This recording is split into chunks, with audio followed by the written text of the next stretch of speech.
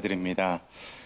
저는 오늘 바울의 끝 인사라는 제목으로 하나님 말씀 나누도록 하겠습니다. 제가 요즘에 집에서 안 하는 행동들을 좀 하고 있습니다. 갑자기 이상한 눈초리로 저를 보시는데요. 제가 집안일을 조금 하고 있어요. 네, 안 하던 행동을 하고 있는 것 같네요. 네, 안 하던 행동. 조금 하고 있었는데 조금 더 많이 하고 있습니다. 제 아내가 좀 팔이 좀 아파가지고 제가 아내의 하던 집안일을 조금 더 이렇게 하고 있는데요. 한 번은 제가 이제 집안에서 우리 전기밥솥으로 밥을 제가 할 줄 압니다. 네. 뭐 어려운 일은 아닌데 그래도 안 하던 것을 하다 보면 조금 더 실수할 수도 있고 그런 것 같아요. 제가 이제 밥을 하려고 저희 이제 전기밥솥이 좀 작은 밥솥이다 보니까 아내가 밖에 있어서 전화를 한번 했어요. 밥을 하려고 하는데 쌀을 얼마나 담아야 하냐고 그랬더니 아내가 이제 전화상으로 그 계량컵 있잖아요. 계량컵에 4컵을 이렇게 담아서 밥을 하고 또 그 잡곡 있잖아요. 이렇게 잡곡도 넣습니다. 저희가 잡곡을 한 반 컵 정도 넣으면 된다 이렇게 얘기하는 거예요.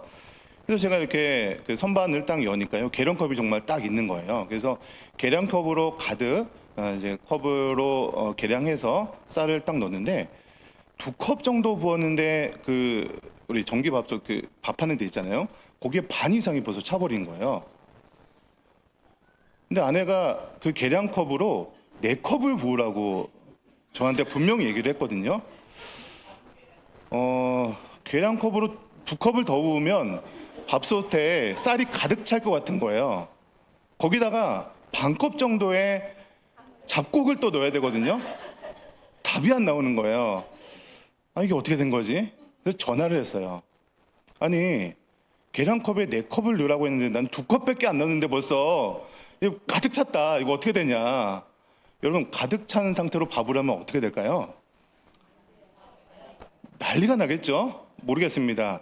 다행히 제가 밥을 안 하고 전화를 먼저 했어요. 이거 너무 이상하다.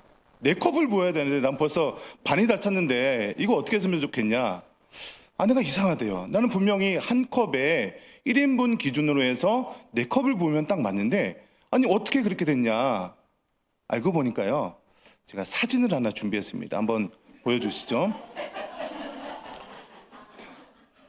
아내는 왼쪽에 있는 작은 계량컵으로 4컵을 부으라고 했는데 희한하게 제가 선반을 여니까 오른쪽에 있는 이따만한 계량컵이 있는 거예요. 가득 4컵을 부으려니까 아무리 부어도 이게 말이 안 되는 거죠. 네. 그러니까 사람이 똑같은 얘기를 하더라도 내 상황에 처한 그 상황에 따라서 똑같은 얘기를 하더라도 오해가 되기도 하고 실수할 수도 있게 된다는 겁니다. 그럼 오늘 본문 말씀 고린도전서 오늘 이제 마지막 16장인데요. 고린도전서의 내용이 이런 겁니다. 고린도 교회에 사도 바울이 복음을 증거했죠. 개척을 한 거죠. 개척을 하고 나서 당시에 성도들은 그러니까 그 당시에 그 사도 바울은요 한 교회에만 정착해 있는 게 아니라 그 교회를 개척하고 나서 또 다른 곳에 가서 복음을 증거하고 이 당시에는 에베소라는 지역에서 복음을 증거하고 있었거든요. 그러니까 고린도 교회 성도들이 분명히 바울이 앞으로 신앙생활은 이렇게 해야 된다라고 잘 알려주었습니다. 근데 고린도 교회 성도들이 바울이 들은 내용을 가지고 막상 신앙생활 하다 보니까 이거는 이렇게 하면 될 것 같은데 라고 하면서 나름대로의 방법을 가지고 그 기준을 가지고 제가 그 계량컵 저 나름대로의 그런 계량컵을 가지고 쌀을 가지고 이렇게 밥을 하려고 했던 것처럼 고린도 교회 성도들도 자기 나름대로의 기준들, 자기 나름대로의 경험을 가지고 신앙생활을 해왔던 거예요. 그러다 보니까 여러 가지 문제가 발생하는 거죠. 그래서 그 문제들을 하나하나 해결해 나가는 내용이 바로 오늘 서신서들, 특별히 오늘 본문을 기록하고 있는 고린도 전서의 내용도 그런 서신서의 내용입니다.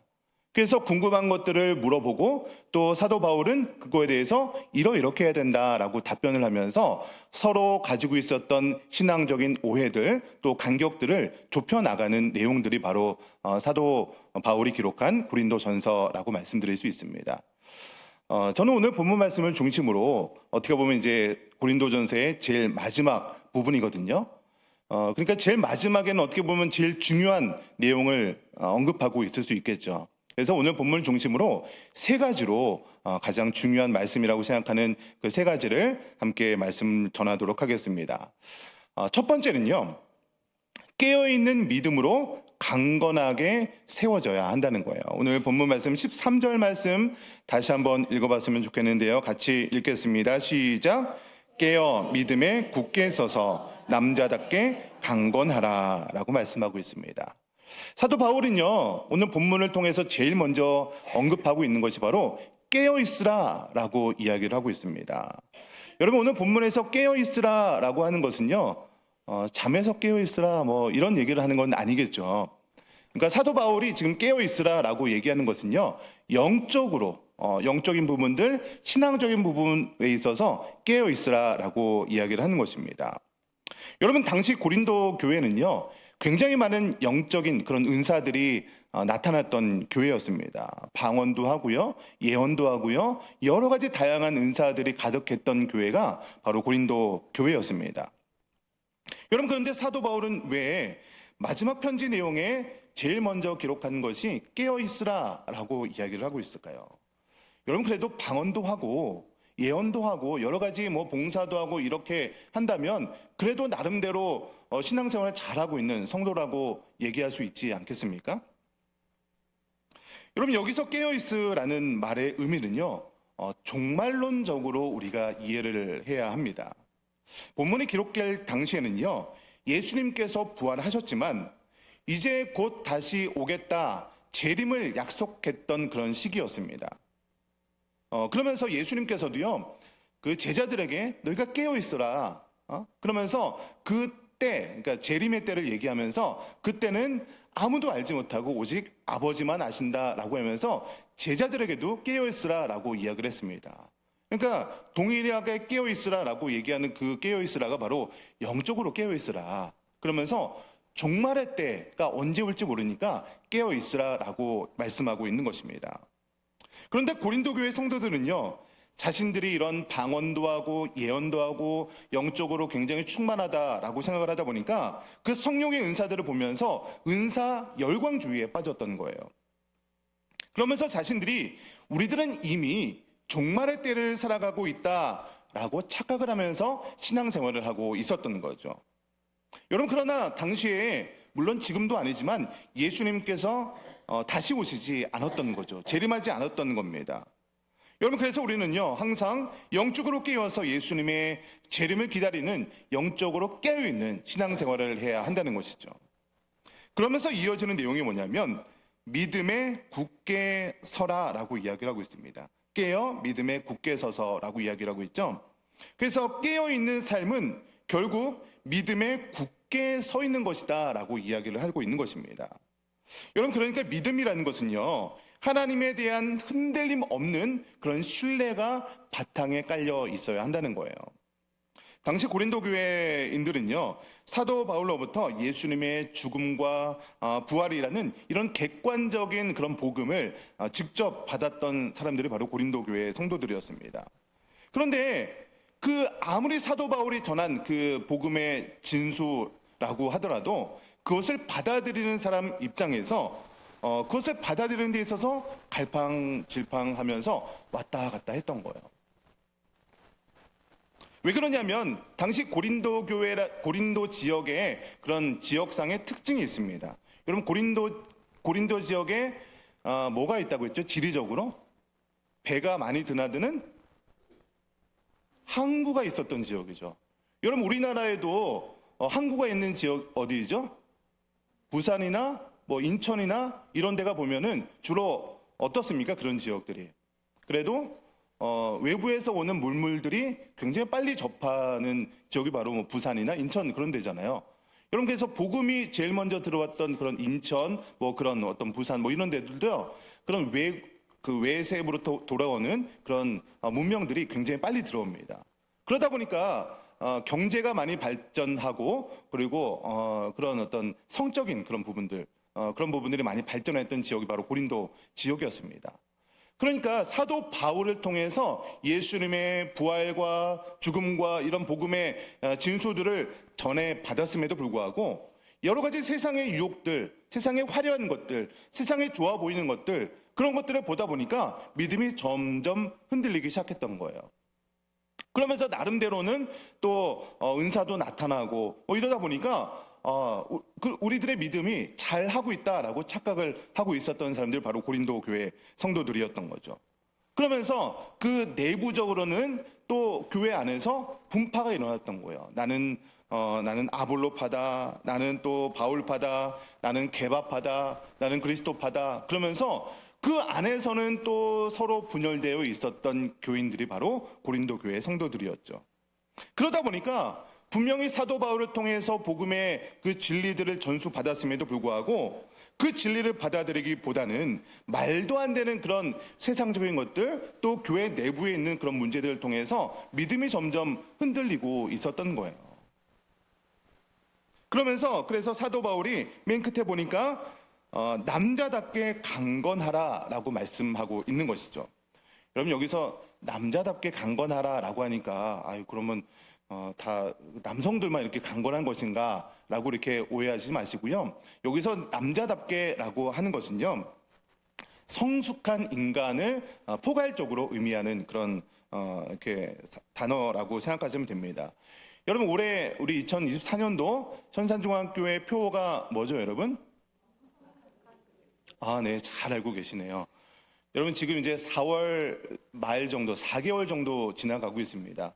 우리 교회가 4개월 정도 계속해서 성숙한 그리스도인이 되기 위해서 여러 가지 특세라든지 또 우리 주보에 보시면은 계속해서 성숙한 신앙생활이다라고 하면서 세 가지를 강조하고 있죠. 매월 첫 번째 토요일 온가족 새벽 기도회를 하자라고 하면서 우리 주일학교 아이들 목사님께서 또 축복 기도도 해주고 계시고요. 온 가족이 우리 저녁에 금요 기도회도 있지만 그 기도회를 포기하면서까지 토요일 날 새벽에 모이자, 이렇게 얘기하는 이유가 뭐냐면 성숙한 그리스도인이 되기 위해서 이렇게 훈련을 하고 있는 거죠. 또 우리 금요 기도회도 좀 활성화가 됐으면 좋겠다. 어떻게 보면요, 우리 특송하는 거 안 해도 되는 거잖아요. 근데 이렇게 순번을 매겨가면서까지 우리 특송을 하고 있는 이유가 있습니다. 이것도 하나의 훈련 과정으로 목사님께서 이렇게 올해부터 도입한 제도죠. 또 우리 아빠가가 뭔지 아시죠? 아무리 바빠도 일주일에 한번 가정 예배 드리자. 이런 우리 슬로건을 가지고 성숙한 그리스도인이 되기 위해서 열심히 달려가고 있습니다. 뿐만 아니라 우리 4월부터 평신도 훈련이 개강을 했죠. 그리고 어제 그리고 내일도 또 추가로 평신도 훈련 개강하는 과정들이 있습니다.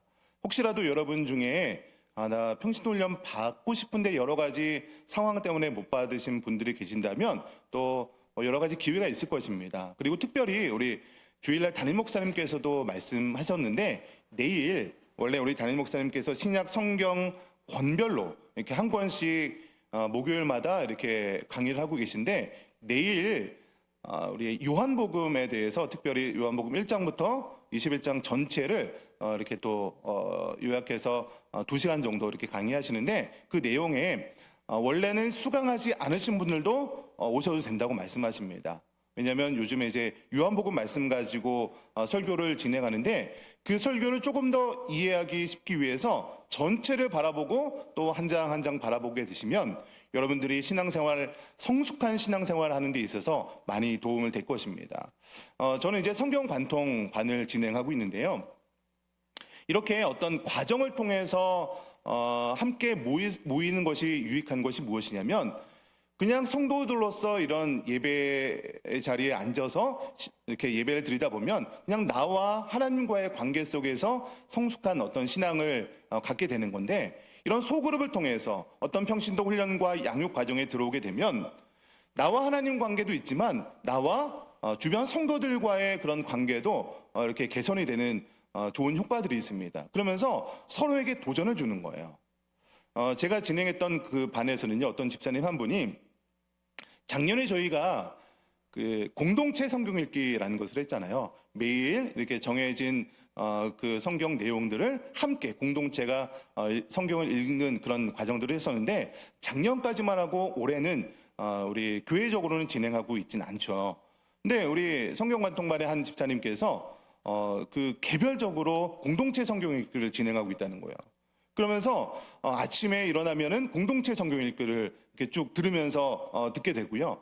또 우리 새벽기도 유튜브로 또 송출되고 있잖아요. 또 그 말씀도 또 듣는 거예요.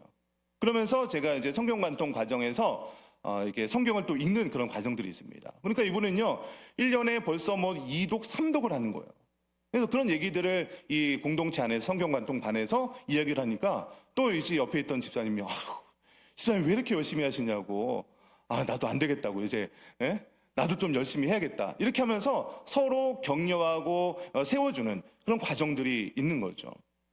여러분, 그러니까 우리가 이 모든 과정들을 통해서 성숙한 그리스도인이 되기 위해서 정말로 열심히 노력해 나가야 된다는 거예요. 여러분, 기독교 인구가 점점 줄어든다, 뭐 이런 얘기는 많이 들었잖아요. 근데 그럼에도 불구하고 이단들은요, 왜 이렇게 전도가 잘 될까요? 저는요, 그 한국 교회가 점점 마이너스 성장을 하고 있는 가운데 뭐 신천지나 하나님 교회나 그런 데들 막 성장하고 있다는 거 보면서요, 아니 쟤들은 뭔데 이렇게 막 성장을 할까? 여러분, 거기에 있는 우리 담임 목사님께서 이번 주 토요일 날 이음 공동체 거기 가서 또 강의도 하시고 하는 게 뭐냐면 신천지 이탈자들의 가족들을 위해서 기도를 하는 그런 거거든요. 예전에 한번 강의를 갔다가 거기에 한 2,000명 정도의 청년들을 가르치고 리더했던 어떤 자매가 이탈한 이후에 간증을 하는 내용들을 들은 적이 있어요. 그 자매가 어떻게 얘기하냐면 한 명을 전도하기 위해서 18명이 똘똘 뭉쳐서 그 정보도 다 이렇게 공유도 하고 어떻게 하면 그 한 영혼을 전도라고 해야 되나요? 이거 뭐라고 해야 되나요? 신천지의 꼬드김을 꼬시기 위해서 이렇게 표현하는 게 더 맞는 것 같아요.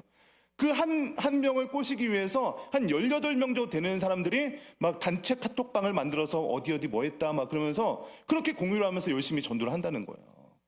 또 그 신천지에 빠지는 사람들을 보면요, 어쨌든 그 교리 때문에 빠지는 거거든요. 신천지만 하더라도 6개월 정도의 복음방 기간을 통해서 점점 그 교리에 익숙하게 돼서 결국에는 그 교리에 흔들리지 않는 그런 상태에서 이만희가 이제 오실자, 백마탄자 그렇게 오면서 결국에는 받아들이게 되는 거거든요. 여러분, 그러니까 우리가 성숙한 그리스도인이 되기 위해서 우리 한국교회가 얼마나 많이 성장해야 되겠습니까? 저는 오늘 첫 번째 깨어있는 믿음으로 강건하게 서야 한다, 이 말씀을 통해서 우리 천산중앙교회가 성숙한 그리스도인으로 매번 성장하게 되는 저와 여러분 되시기를 주님의 이름으로 간절히 축원드립니다. 두 번째는요, 사랑으로 모든 일을 행하시기 바랍니다. 우리 14절 말씀 같이 읽어보도록 하겠습니다. 우리 14절입니다. 시작. 너희 모든 일을 사랑으로 행하라. 여러분, 그러니까 성숙한 그리스도인의 삶의 모습은 결국 사랑으로 행하는 모습이다라고 말씀하고 있는 것입니다. 제가 지난주, 이번 지난 말고 지지난주 오후 설교의 제목을 좀 자극적인 제목이었어서 여러분 기억하실지 모르겠습니다. 선짓국 먹으면 안 되나요? 라는 제목으로 말씀을 전한 적이 있습니다. 왜냐하면 여러분, 구약에 굉장히 많은 율법들이 존재하잖아요. 하나님께서 주신 율법들 너무나도 귀하고 소중한 율법들입니다. 왜냐하면 우리가 그 하나님께서 주신 율법을 지킴으로 내가 하나님의 주인됨을 인정할 수 있는 그 방편이 바로 하나님의 주신 율법을 지키는 것입니다. 여러분, 그런데 문제는 뭐냐면 그 율법을 지키면서도 율법을 행하는 것이 하나님을 사랑하는 것으로 연결되지 않는다는 것이 문제라는 거죠. 율법을 지키고 있는 나 자신을 높이 드러내고 나는 그래도 이렇게 율법을 지키는 사람이야 라는 그런 영적 자만심에 빠지는 것이 문제였던 것이죠. 여러분, 구약의 율법이 총 몇 개 정도 된다고 제가 말씀했나요? 600?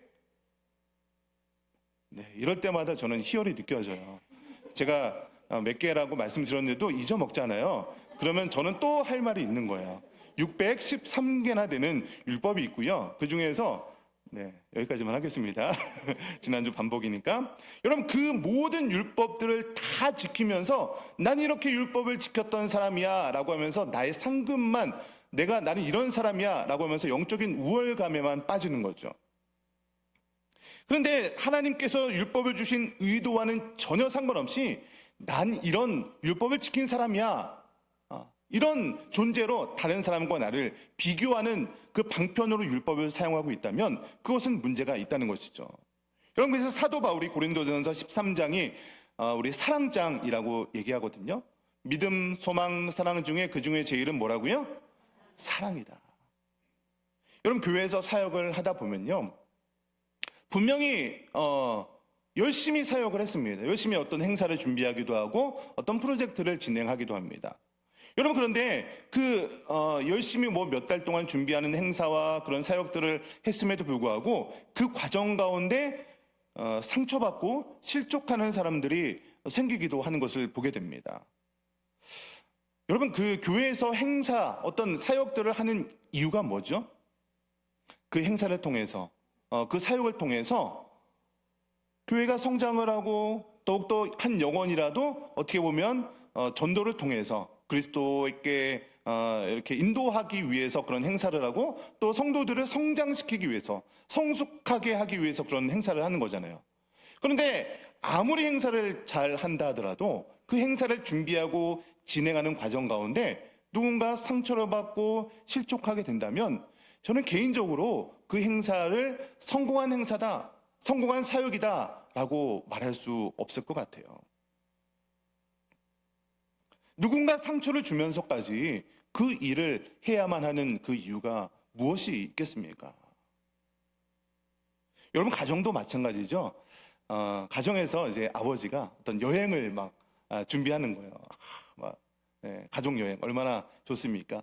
아버지가 이제 휴가도 내고 계획도 짜가지고 이제 새벽 일찍부터 이제 여행 가는 날이에요. 새벽 아침 일찍부터 자녀들을 막 깨웁니다. 왜냐하면 아버지는 이제 열심히 준비했으니까. 그래서 아침부터 새벽부터 아이들을 막 깨워. 근데 아이들이 새벽부터 일어납니까? 안 일어나고 막 그러는 거예요. 그러면 아버지가 또 엄마가 됐건 아버지가 됐건 아버지만 하면 또 남녀 평등 이거에서 좀 걸리니까 부모님이 막 뭐라고 하는 거예요. 그러면 벌써 그 가족 행사를 준비하는 거, 가족 여행을 준비하는 이유가 뭐였어요? 그 가족들이 행복한 시간을 보내기 위해서인데 벌써 깨우면서 짜증 내는 거예요. 또 억지로 깨워서 차에 태워서 이제 아버지가 혹은 어머니가 열심히 여러 번 맛집을 딱 데려갔어요. 야, 얘들아 맛있게 먹어라. 딱 그랬는데 애들이 그것을 맛있게 먹으면 감사한데 애들이 참 잘 안 먹어요. 그러면 또 화가 나죠. 야, 그냥 먹어. 그러면서 이렇게 화를 내기도 합니다. 여러분, 여행을 가는 이유, 가족이 행복하기 위해서 그런 여행도 준비하고 하는 건데 그런 여행을 통해서 내 계획대로 되지 않는다고 해서 화를 내고 성내고 그렇게 하다 보면 그런 가족 여행이 무슨 의미가 있겠습니까? 여러분, 그렇기 때문에 오늘 본문에서 사랑으로 모든 일을 행하라고 하는 그런 이유가 있겠죠. 여러분, 교회는요, 어쨌든 간에 우리가 모든 일들을 사랑으로 해야 되는 그런 공동체인 줄 믿습니다. 제가 설교를 준비하면서 인터넷에 좋은 그런 글귀가 있어서 한번 좀 소개를 해드리려고 하는데요. 사랑 공식이라는 그런 어떤 그 글이 하나 있었어요. 산수 같은 건데요. 이렇게 적혀 있습니다. 5 빼기 3은 뭐죠? 5 빼기 3은 2죠. 요거를 가지고 어떻게 얘기를 하냐면, 오해를 타인의 입장에서 3번만 더 생각하면 이해가 될 수 있다. 이렇게 얘기합니다. 한번 따라해 볼까요? 오해를 타인의 입장에서 3번만 더 생각하면 이해가 될 수 있다. 네. 또 하나가 있습니다. 하나만 하면 아쉬우니까. 2 더하기 2는 뭐죠? 네. 요거를 또 이제 말을 붙였어요. 이해하고 또 이해하는 게 사랑이다. 한번 따라해 볼까요? 이해하고 또 이해하는 게 사랑이다. 네. 이러면서 이런 글귀를 좀 추가했습니다. 살면서 누군가를 오해할 때도 있고 내가 오해를 받을 때도 있습니다. 내가 오해한 상대, 나를 오해한 상대를 한 번, 두 번 이해해 나갈수록 어느새 바다같이 넓은 사랑이 내 마음속에 차오른다. 여러분, 우리 교회에서 정말로 일 잘하는 거 물론 중요합니다. 일 열심히 하는 거 물론 중요합니다. 그러나 그 모든 과정 가운데 사랑의 마음을 가지고 하나님께서 우리를 사랑하셨듯이 우리도 이웃을 사랑하는 것이 바로 선지자의 강력인 줄 믿습니다.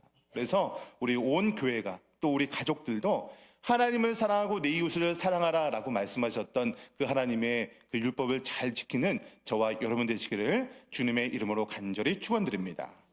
마지막 세 번째는요, 함께하는 공동체를 세워야 하는 줄 믿습니다. 우리 15절 말씀인데요, 같이 15절 말씀을 읽어보도록 하겠습니다. 시작. 형제들아, 스데바나의 집은 곧 아가야의 첫 열매요, 또 성도 섬기기로 작정한 줄을 너희가 아는지라. 내가 너희를 권하노니. 여러분, 오늘 본문을 잘 보시면 스데바나 한 사람을 언급하는 것이 아니고 스데바나의 뭐라고요? 스데바나의 집이라고 언급을 하고 있어요. 여러분, 스데바나는요, 원래 우리 아테네죠. 아덴이라는 곳에서 사도 바울을 통해서 세례를 받은 사람입니다. 근데 오늘 본문을 보니까 스데바나의 집은 아가야의 첫 열매다라고 이야기를 하고 있어요. 제가 여러분, 스데바나는 어디에서 세례받았다고 했죠? 네, 제가 방금 전에 얘기했거든요. 10초 전에 얘기를 했어요. 스데바나는 아덴이라는 곳에서 세례를 받았어요. 근데 스데바나의 집은 어디의 첫 열매라고요? 네, 이것도 10초 전에 성경에 나와 있는 거죠. 아가야의 첫 열매다. 세례는 어디서요? 아덴. 어디의 첫 열매? 아가야의 첫 열매. 지역이 다르죠? 이거 잘못된 거 아닌가라고 생각할 수 있겠지만, 여러분 이렇게 생각하시면 됩니다. 스데바나가 아덴이라는 곳에서 세례를 받은 거예요. 근데 원래 가족들이 있는 집은 어디일까요? 아가야라는 지역이었어요. 원래 이제 아가야라는 지역이 굉장히 좀 넓은 범위에 있는 그런 지역이거든요. 그 아가야의 수도가 사실은 고린도였습니다. 그래서 이 스데바나는요, 그 고린도 아가야 지역에 자신들의 자녀들, 아내를 포함해서 가족들이 있었던 거죠. 그래서 아덴에서 세례를 받았지만 이제 고린도 아가야라는 자기의 본 집에 돌아와서 나 혼자 세례받고 끝난 것이 아니라 가족들에게 복음을 증거해서 그들을 그리스도인으로 이렇게 전도를 했던 거예요. 그러니까 가족을 이렇게 복음화 시켰던 그런 스데바나라는 인물이 오늘 소개되고 있는 것이죠. 그래서 사도 바울은요, 스데바나의 집이 아가야의 첫 열매다라고 이야기를 하고 있습니다. 그러니까 이 가정은요, 온 집안 사람들이 교회와 성도들을 섬기는 일에 열심을 내었던 거예요.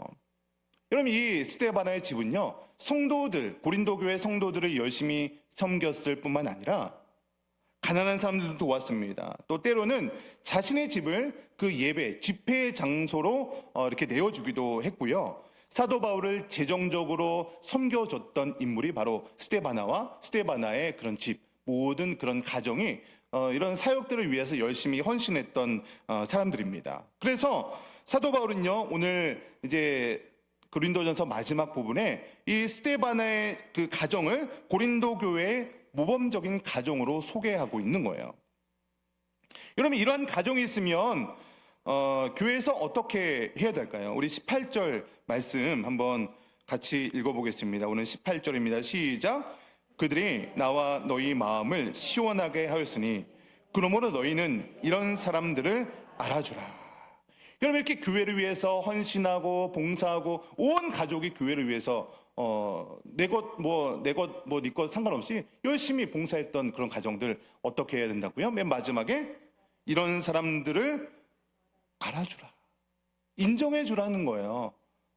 정말 교회를 위해서 이렇게 헌신해 주고 있구나. 이 가정이 스데바나 한 사람뿐만 아니라 그 온 가정이 이렇게 교회를 위해서 헌신하고 열심을 다해서 이렇게 봉사하고 있구나. 그런 사람을 알아주라라고 이야기하고 있는 거예요. 여러분, 사도 바울이 오늘 본문 맨 마지막에 이런 사람들을 알아주라라고 얘기했다는 것은 지금 고린도 교회 성도들이 알아주고 있기 때문일까요? 지금 현재는 알아주고 있지 않기 때문일까요? 알아주고 있지 않기 때문이라는 거예요. 그러니까 여러분, 교회 일도 보면요, 열심히 일하는 그런 가정들도 있어요. 열심히 일하는 사람이 있습니다. 그러면 그런 사람들 격려해 주면 되잖아요.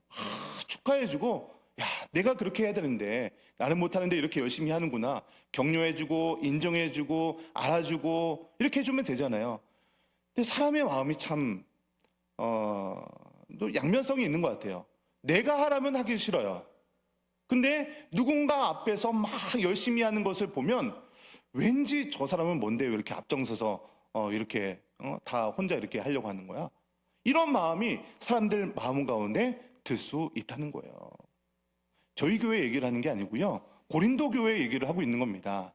고린도 교회가 알아주라라고 사도 바울이 얘기하고 있다는 거예요. 여러분, 그러니까 사람의 마음이 다 비슷비슷한 것 같아요. 2000년 전에 고린도 교회 성도들이나 아니면 지금 한국 교회 성도들이나 동일한 마음이 있는 것 아니겠습니까? 여러분, 하나님의 일들을 하는 데 있어서 이렇게 정말로 열심을 다해서 해야 될 필요가 있습니다. 아니, 왜 교회를 혼자 다 하느냐 이렇게 비아냥거리는 소리를 들을지언정 정말 주인 의식을 가지고 하나님의 일은 그렇게 해야만 합니다. 그래야 일들이 돌아가요. 여러분, 스데바나의 집은요, 오늘 그 15절에 보니까 또 성도 섬기기로 작정한 가정이라는 거예요. 성도를 섬기기 위해서 작정한 가정이다. 여러분, 교회를 섬기기 위해서 작정했다니까요. 내 교회, 내 교회다라는 그런 주인의식을 가지고 이렇게 작정했다는 거예요. 이것이요, 교회를 내 마음대로 하겠다라고 하는 것이 아니에요. 내가 교회를 주인의식을 가지고 하나님께서 나에게, 우리 가정에게 맡겨준 사명이라고 생각하고 최선을 다해서 사명을 감당하겠다. 이런 표현이라는 것이죠. 여러분, 이렇게 보이지 않는 곳에서 묵묵히 섬기는 분들은 하나님의 마음을 시원하게 하는 그런 사람이다라고 오늘 본문에도 기록을 하고 있습니다. 여러분, 그런데요, 교회는요, 어떤 특별한 헌신을 가진 몇몇의 소수의 사람들만이 하는 장소가 아닙니다. 교회는요, 함께 해야 되는 거예요. 함께. 한 사람, 두 사람 이런 사람들만 하는 것이 아니라 함께 해야 되는 거죠. 여러분, 그래서 우리가 가끔가다 우리 목사님께서도 얘기하는 게 1인 1사역. 내가 적은 사역이라도, 내가 적은 어떤 식당 봉사라든 아니면 나는 어떤 사역을 할 시간이 없어. 그러면 교회 왔다 갔다 하면서 쓰레기 하나 있는 거 줍는 거예요. 또 내가 있는 그 곳에서 교회를 위해서 기도하는 것도 사역입니다. 또 성도들을 위해서 칭찬의 말 한마디 하는 것도 사역일 수 있는 거죠. 그러니까 교회는요, 특출난 어떤 한 사람이 사역을 하는 것도 중요합니다. 그거는요, 나 개인의 그 편에서 내가 정말로 하나님께서 나에게 이 사명을 맡겨주셨다라는 그런 마음으로 주인의식을 가지고 해야 되는 거지, 교회는요, 그런 사람들이 한 명 한 명 모여있는 공동체가 되어야 한다는 거예요. 이 사람도 주인이고 이 사람도 주인이고 모든 사람들이 그런 주인의식을 가지고 함께 모여서 그런 사역들을 행해야 한다는 것이죠. 이렇게 협력해서 교회 일을 하는데 17절 말씀을 보시면요, 또 굉장히 생소한 이름이 나오는데요. 부드나도 그리고 아가이고라는 사람이 등장을 합니다. 성경에서 여기만 등장을 하고 있거든요. 다른 곳에서는 없어요. 여기에만 등장을 하고 있는 사람들인데 저희는 사실 이 사람들의 이름을 보면 굉장히 부드나도 아가이고 굉장히 어려운 사람이다 이렇게 받아들일 수 있는데, 그 헬라 사람들, 당시의 사람들은 저 사람들의 이름만 듣고도 이 사람들의 그런 지위가 어떤 정도에 있는 사람인지 금방 알 수 있는 사람이었어요. 굉장히 이제 신분이 낮은 종에 있는 그런 계급에 있었던, 노예 계급에 있었던 사람이었거든요. 그러니까 한국에도 예전에 우리 머슴들은 개똥아, 말똥아 이렇게 부르잖아요. 그러니까 그런 뉘앙스인 거예요. 그러니까 이름만 들어도 저 사람은 굉장히 신분이 낮은 사람이다, 이렇게 알 수 있는 사람들이 바로 오늘 본문에 등장하고 있는 부드나도, 아가이고 뭐 이런 사람들이라는 거죠. 그러니까 예전에 이렇게 이런 사람들도 스데바나와 함께 스데바나 지금 부드나도 발음도 어려워요. 이런 사람들도 성경에 이름이 기록되고 있다니까요. 그러니까 제가 말씀드리고 싶은 건 뭡니까? 이렇게 신분이 낮은 사람이나 높은 사람이나 할 것 없이 하나님의 그런 교회를 세우기 위해서 신분의 뭐 높고 낮음 상관없이 나에게 맡겨진 그런 사명들을 감당하고 있다는 거예요. 나는 나이가 너무 어린데요? 나는 나이가 너무 많은데요? 나는 건강이 너무 약한데요? 나는 돈이 없는데요? 나는 할 수 있는 게 없는데요? 그게 아니라는 거예요. 교회는요, 한 명 한 명이 다 주인의식을 가지고 하나님께서 나에게 주신 이것이 바로 사명이다 라고 하는 것을 가지고 교회를 섬기는 거죠. 그런 사람들이 모였을 때 우리 교회가 더욱더 성숙한 그리스도인이 될 수 있게 된다는 것을 믿으시기를 주님의 이름으로 간절히 축원드립니다. 말씀의 결론을 맺겠습니다. 사도 바울은 고린도 교회를 향해서 편지를 쓰면서 맨 마지막 결론을 맺고 있습니다. 첫 번째는 깨어있는 믿음으로 강건하게 서 있어야 한다라고 말씀하고 있습니다. 여러분, 우리가 영적으로 항상 종말을 향해, 지금 우리도 이제 예수님께서 언제 재림하실지 모릅니다. 여러 가지 그 재림의 그런 어떤 징조들이 있잖아요. 성경에 많은 징조들이 있죠. 지금 그때인 줄 믿습니다. 그래서 항상 영적으로 깨어서 내일 당장 예수님이 오실지도 모릅니다. 그런 영적으로 깨어있는 그 심정을 가지고 항상 믿음으로 강건하게 성숙한 그리스도인이 되시기를 주님의 이름으로 축원드립니다. 두 번째는요, 사랑으로 모든 일을 행하시기 바랍니다. 여러분, 일은 못해도 됩니다. 그러나 한 영혼들이 실족하면 안 되는 거죠. 그래서 내가 할 수 있는 말 한마디, 나의 행동 한마디, 이것을 통해서 서로를 세워주고 격려해주는 우리 천상 공동체가 되기를 축원드립니다. 마지막으로 함께 공동체를 세워가는 우리 천산중앙교회가 될 때 정말로 모든 분들이 소외되거나 나는 아닌데요, 이런 마음이 아니라 정말로 모든 분들이 하나가 되어서 교회와 또 한국교회를 섬기고 여러분들의 가정을 세워가는 우리 천산중앙교회 모든 성도님들 되시기를 주님의 이름으로 간절히 축원드립니다. 오늘 본문을 생각하면서 같이 통성으로 기도했으면 좋겠습니다. 사도 바울은 계속해서 고린도 교회 성도들에게 참 많은 말씀을 전했습니다. 여러분, 우리가 정말로 오늘 세 가지 말씀 전했는데요, 영적으로 깨어 있기를 우리 함께 기도해야 될 줄 믿습니다. 정말로 우리가 정말로 그 영적으로 세상에 많은 유혹들이 있거든요. 세상에 많은 잡음들이 있습니다. 그 잡음들 가운데 영적으로 깨어있게 하시고 정말로 성숙한 그리스도인이 되게 해달라고 기도해 주시고, 또 내가 하는 모든 말과 행동을 통해서 사랑을 증거하는 내가 될 수 있도록 인도하시고, 하나님께서 나에게 맡겨주신 그 사명들 능히 감당하는 우리 모두가 될 수 있도록 우리 함께 통성으로 기도하겠습니다. 함께 기도하겠습니다. 참 좋으신 아버지 하나님, 은혜를 감사합니다. 하나님 아버지, 사도 바울이 또 고린도 교회 성도들을 향해서 영적으로 깨어있사라고 이야기를 하고 있습니다. 하나님, 우리가 정말로 예수 그리스도의 종말을 향해서 나아가고 있는 우리 전산의 모든 가족들, 또 한국교회가 정말로 하나님 영적으로 깨어서 기도하기 원합니다. 주님 아버지, 우리가 정말 세상의 많은 것들 때문에 하나님 영적 시력을 잃어가고 있습니다. 또 영적으로 잠들어 있는 그런 상황에 있을 수도 있습니다. 주님, 하나님께서 역사하시고 인도하여 주셔서 우리가 영적으로 깨어있게 하여 주옵소서. 또 믿음으로 굳건하게 세워지는 우리의 모든 신앙들 되기 원합니다. 하나님 인도하여 주시옵시고, 정말 그래서 우리가 영적으로 강건하게 세워져서 성숙한 그리스도인으로 자라나는 우리 전산의 모든 가족들 될 수 있도록 주님 역사하여 주시옵소서.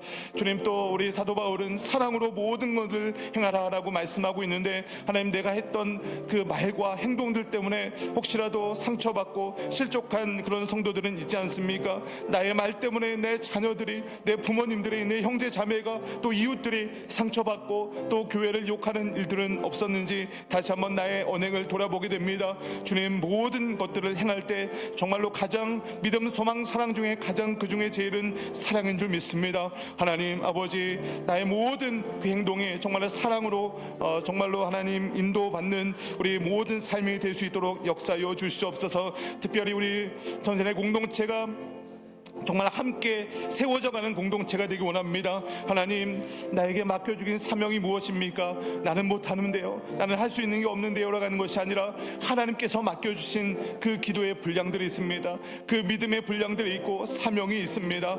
하나님 인도하여 주시고, 하나님 나에게 맡겨주신 모든 것들을 통하여서 정말로 하나님 이 교회가 내 교회다, 하나님 나의 가정이다, 그 사명감 가지고 하나님 믿음으로 잘 섬기며 서로 협력하여서 교회를 세워나갈 수 있도록 하나님 인도하여 주시옵소서.